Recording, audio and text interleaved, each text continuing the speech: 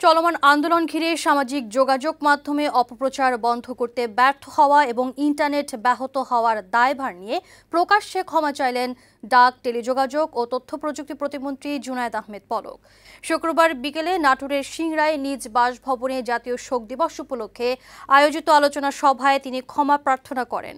প্রতিমন্ত্রী বলেন, তরুণ প্রজন্মের কাছে যদি তার কোনো ভুল হয়ে থাকে সেজন্য তিনি ক্ষমা প্রার্থী। এজন্য তার বিরুদ্ধে কোনো ব্যবস্থা নেওয়া হলেও তা মেনে নেবেন তিনি।